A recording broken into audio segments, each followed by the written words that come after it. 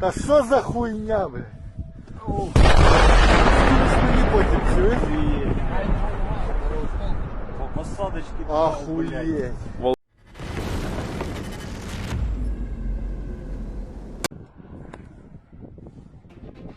On September 19th, the Ukrainian military attacked the command post of the Russian occupiers in the Kherson region.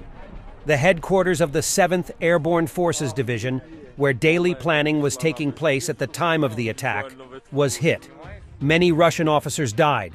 The scale of losses is carefully concealed. This was reported by the Russian Telegram channel of the VCHK ODPU with reference to sources. The source of the Cheka OGPU reported that today an attack was made on the headquarters of the 7th Division of the PDV near Kherson. Previously, many officers died from a targeted strike on the command and field post. The exact number of victims is carefully concealed. At the time of the attack on the paratroopers, daily planning was taking place.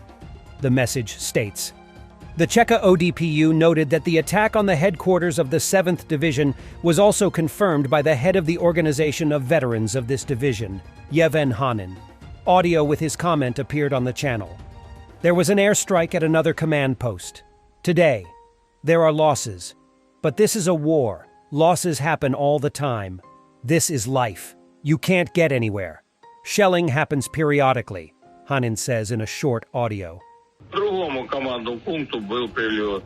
Сегодня есть потери, но не всегда это война. Постоянно потери бывают. Это ничего, это жизнь, никуда не денется. Это периодически обстрелы бывают.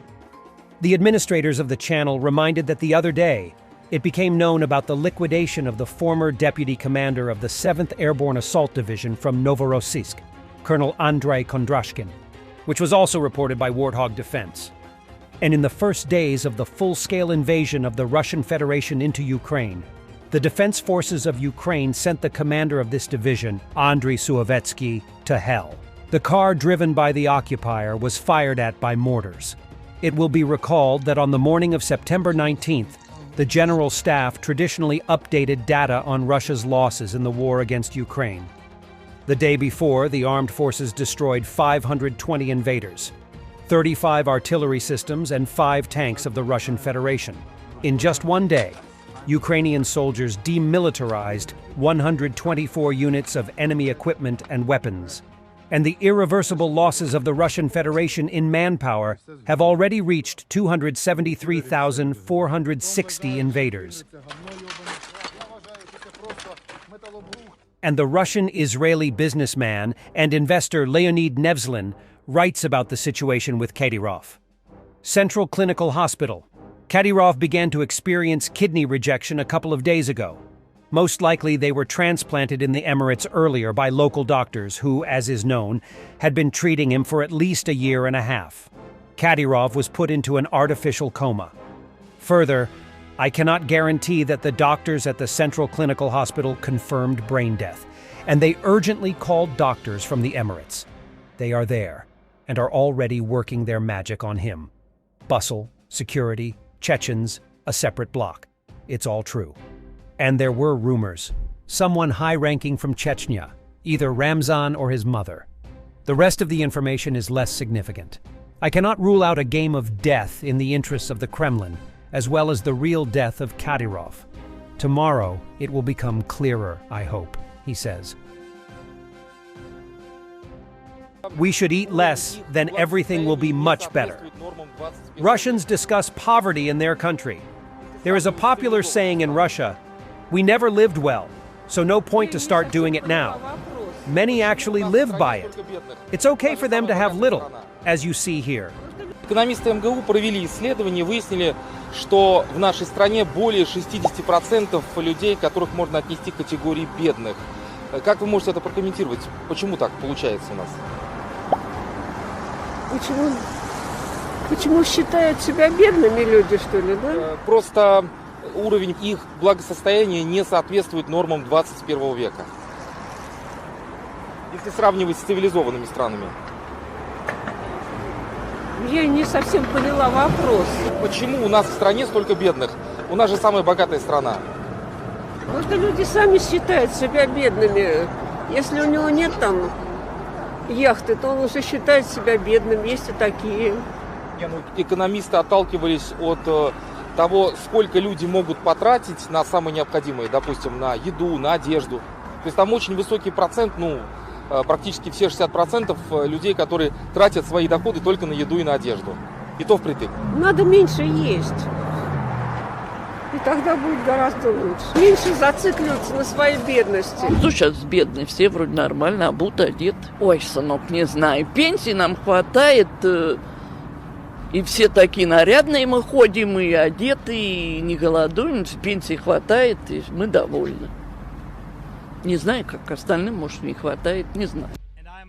Zelensky speaks at the UN in New York City. I'm aware of attempts to make shady peace deals behind the scenes. And I am aware of the attempts to make some shady dealings behind the scenes.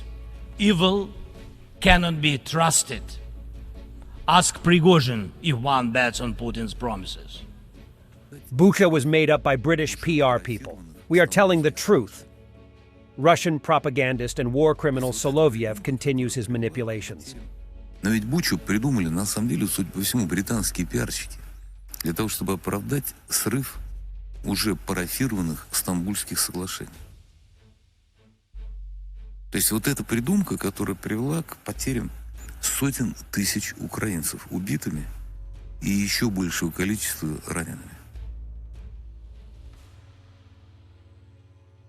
Но правду же они говорить не хотят. Правду говорим мы. Нравится это кому-то или нет. Но вот как показывает наша практика, правду говорим мы. Latvia has announced the deportation of almost 4,000 Russians, said the representative of the Directorate for Citizenship and Migration Affairs of the Ministry of Internal Affairs of Latvia, Myra Rose. About 25,000 Russians were threatened with deportation because of the Latvian language proficiency test. The first few 3,600 Russians will begin to be expelled from the country, depriving them of their residence permits in a week. Citizens of the Russian Federation living in Latvia who have not passed the language test and have not submitted an application for participation will start receiving notices about the need to leave Latvia within 3 months from next week. Это первый троллинг, который делают латыши. Троллинг номер 2 выглядит вот так. Thanks for watching, and don't forget to subscribe. Also, if you want to support Warthog Defense, please become our member and get early access to new videos, exclusive members-only videos, and become administrator in comment section. The membership link is in the description. Rescues every day. We had a guy last week, it's 6 rescues in 6 days.